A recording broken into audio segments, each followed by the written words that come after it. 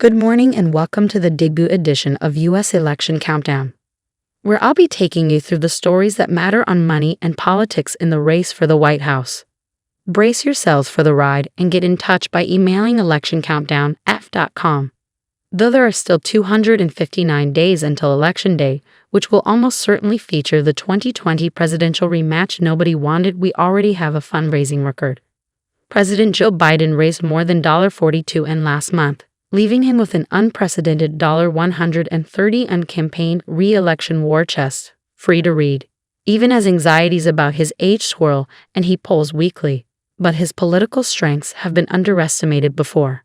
His campaign said today its cash on hand was more than any Democratic candidate had ever hauled at this stage in the election cycle, fueled by grassroots support.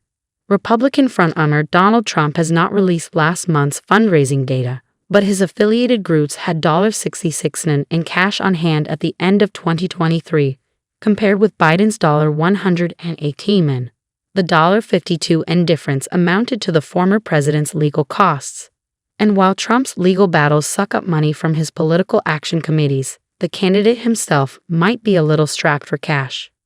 Trump was ordered by a New York judge on Friday to pay $350 in penalties for blatant fraud for vastly overstating the value of his real estate empire to get better loan terms, a crushing financial blow. He was also banned from doing business in the state for 3 years. The decision capped off a week of courtroom scenes straight out of Law and Order. Presidential, during which a Manhattan judge teed up the first criminal trial of a former president in U.S. history for March 25. Cue shots of Trump at the defendant's table, forced off the campaign trail for proceedings expected to last 6 weeks. Done. Naturally, Trump blamed Biden for Friday's ruling, calling it a witch hunt against the Democratic president's political opponent worthy of a banana republic. Trump's campaign was quick to send out fundraising emails following the judgment, as the former president harnessed his legal troubles to rally his MAGA crowd and fill his coffers with their cash. Democrat New York GDG Jewist ROULED against me, his campaign wrote to supporters, dubbing the ruling undeniable election interference to get them to chip in.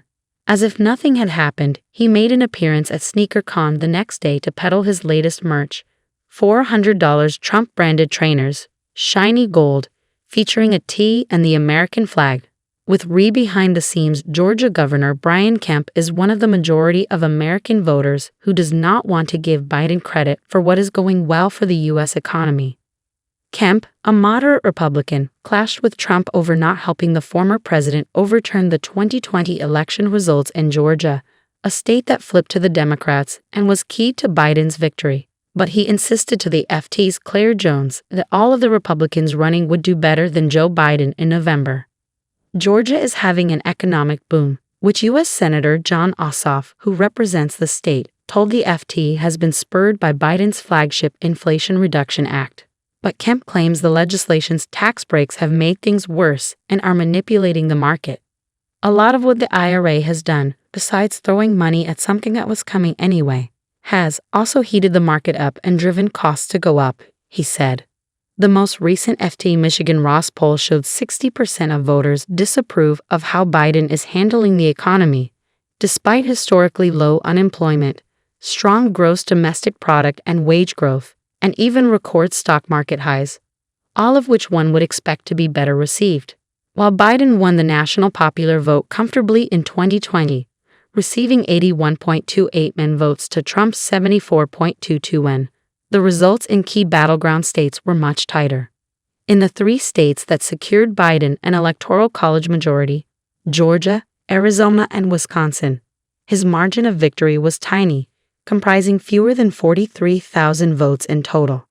By this metric, the 2020 election was slightly closer than Trump's 2016 victory and the closest since 2000, when George W. Bush beat Al Gore in Florida by just a few hundred votes.